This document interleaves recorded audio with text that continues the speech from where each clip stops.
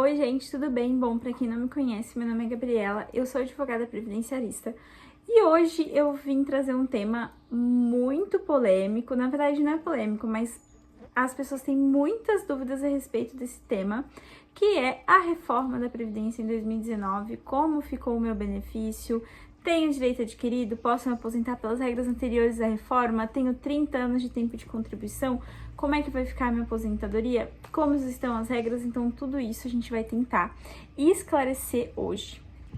Aqui nesse perfil a gente fala muito sobre os acordos previdenciários internacionais, que é basicamente a nossa base, mas muitas pessoas têm direito a requerer aposentadoria aqui no Brasil sem precisar desse tempo internacional e às vezes não sabe dessa informação. Às vezes a pessoa pode ter direito a 2 aposentadorias independentes, uma em cada país, e não sabe disso. Então é importante a gente saber dessas regras para saber como vai ficar a nossa aposentadoria no futuro. É lógico que o ideal é sempre a gente verificar caso a caso e fazer um planejamento previdenciário para conseguir entender melhor e montar as estratégias específicas para cada aposentadoria. Mas vamos lá, entendendo as regras de aposentadoria e entendendo basicamente a reforma. Esse vídeo é basicamente para o pessoal, para os segurados do INSS, mas também vai ajudar um pouco dos servidores, e dos servidores a gente vai trazer um próximo vídeo na próxima semana para estar falando a respeito deles, tá? Mas hoje o foco vai ser um pouco do INSS. Então vamos lá. O que a gente tem que entender, tá? Você sabe como funciona a sua aposentadoria e principalmente como ficou após a reforma da Previdência? Para a gente entender isso, a gente tem que entender como é que era antes da reforma da Previdência. Antes da reforma da Previdência, a gente tinha basicamente as aposentadorias por idade, as aposentadorias por tempo de contribuição, que são as mais famosas, que é a aposentadoria que tinha como regra 30 anos de tempo de contribuição para mulher e 35 anos de tempo de contribuição para homem. Nós tínhamos até as aposentadorias por pontos, que somam o tempo de contribuição com a idade, e as aposentadorias por invalidez, mas que essa a gente não vai conversar muito a respeito. Depois da reforma, ali em 13 de novembro de 2019, a gente tem as regras também de transição, tá? As regras de transição, elas vieram para aquelas pessoas que já estavam contribuindo para o INSS, ou às vezes faltava pouco tempo de contribuição para se aposentar, então essas regras vieram para realmente resguardar o direito dessas pessoas, tá? A gente tem, então, a regra por idade progressiva, que é que a idade ali vai aumentando no decorrer dos anos até se estabilizar lá em 2031 aos 62 anos, tá? Só que essa aposentadoria da idade progressiva, ela também conta com o tempo de contribuição.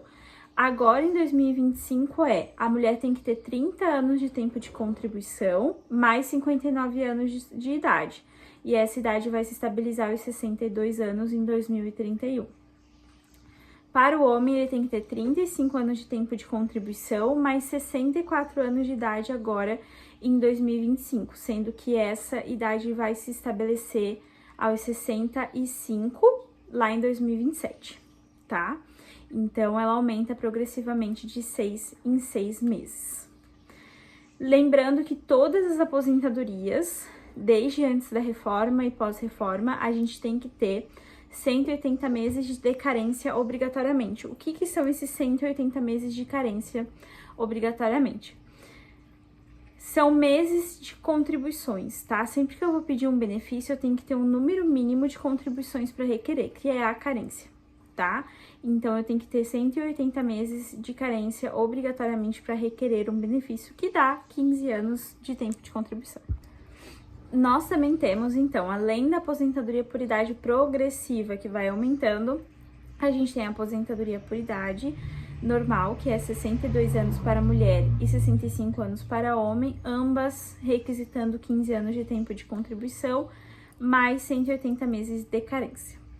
A gente também vai ter as aposentadorias por pontos na regra de transição, que é basicamente para a mulher 30 anos de tempo de contribuição, mais 92 pontos em 2025, sabendo que esses pontos aumentam também progressivamente ano por ano, até se estabilizar aos 100 pontos em 2033. Hoje tá 92. Lembrando que a somatória dos pontos é o tempo de contribuição mais a idade. Então, vejam, aqui na aposentadoria por pontos, eu até não preciso tanto do requisito de idade, mas vou precisar para fazer a soma, tá? E para o homem, 35 anos de tempo de contribuição, mais 102 pontos em 2025, podendo, né, vai se estabilizar em 2028 com 105 pontos. Agora, nós entramos nas regras dos pedágios. As regras dos pedágios, elas são um pouco mais complicadinhas de entender, mas basicamente ali em 2019, faltava um tempo X para eu me aposentar. Eu dobro esse tempo, eu faço ali mais um tempo para conseguir me aposentar pelas regras do pedágio, tá? A gente vai começar pela regra do pedágio 50%, que é uma regra que não exige idade mínima. Certo, então no pedágio 50%, como é que acontece, tá? O requerente, né, o segurado, ele teria que faltar 2 anos para se aposentar por tempo de contribuição, ali em 2019, ele vai completar esses 2 anos mais metade desse tempo que faltaria. Então, por exemplo, vamos supor que o segurado X, mulher, faltava 1 ano para se aposentar ali quando teve a reforma. Ela vai ter que completar esse 1 ano, mais metade, mais 6 meses desse período, para poder se aposentar nessa regra, tá? Obrigatoriamente, o segurado mulher tem que ter pelo menos 28 anos e 1 dia na data da reforma para se aposentar por essa regra. E o segurado homem, 33 anos e 1 dia, tá? E agora nós vamos também para o pedágio 100%, tá? Diferente do pedágio 50%, no pedágio 100%, o segurado tem que completar o dobro do que faltava. Então, faltavam 2 anos, ele vai ter que completar 4 anos, tá? Faltavam 5, ele vai ter que completar o dobro dos 5. Então, é uma regra que exige um tempo de contribuição maior, certo? Na data da reforma, até não tem uma obrigação como no pedágio 100%, mas ela exige um cumprimento de tempo bem maior do que a regra geral. Aqui a gente vai ter o requisito idade, que é 57 anos de idade para a mulher e 60 anos de idade para o homem, mais os 180 meses de contribuição. Depois, essas são basicamente as regras de transição. Depois da regra de transição, a gente tem as regras permanentes, que é para basicamente quem está entrando agora no regime geral de previdência, que é as aposentadorias por idade ali, 62, 65, tá? Agora vamos falar de outra questão, dos valores. Em todas as regras de aposentadoria, a gente vai ter uma média de 100% dos salários.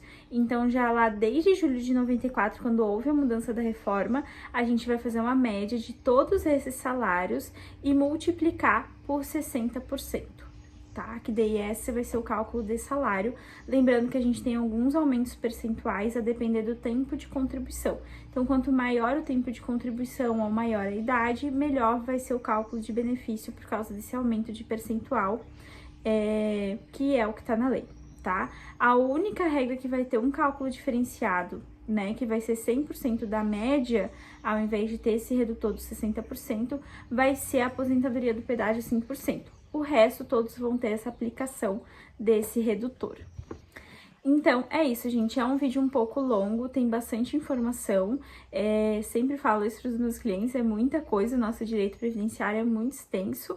Mas, assim, esse vídeo é somente um compilado das regras para vocês terem noção de que, quando vocês questionam, mas eu tenho 35, 33, 30 anos, nem sempre você vai conseguir se aposentar pela regra antiga antes da reforma, tá? Vai depender de quando que você fechou esses requisitos.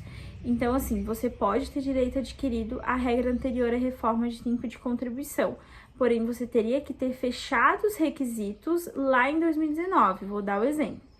Vamos supor que eu tenha 35 anos de tempo de contribuição. 30 anos, porque eu sou mulher, né? 30 anos de tempo de contribuição. Só que eu fechei os 30 anos de tempo de contribuição agora em 2025. Então, eu vou entrar nas regras de transição. Eu não vou entrar na regra por tempo de contribuição antes da reforma. Agora, se eu fechei 30 anos de tempo de contribuição lá em 2019, aí sim, daí eu posso pensar em um direito adquirido, tá? Mas se não, eu vou me aposentar pelas regras de transição. É lógico que a gente tem algumas maneiras de acrescentar tempo de contribuição para fechar essas aposentadorias antes da reforma, que é basicamente atividade especial, atividade rural, entre outros fatores que a gente pode estar acrescentando nessa aposentadoria. Mas, gente, esse vídeo é só mesmo referente a uma ajuda para vocês entenderem como é que tá funcionando, tá? Mas sempre contem com um advogado especialista, né? Ou algum advogado de confiança de vocês para que possa estar realizando esses cálculos. E é isso, gente. Muito obrigada. Qualquer dúvida, eu fico à disposição de vocês e até a próxima.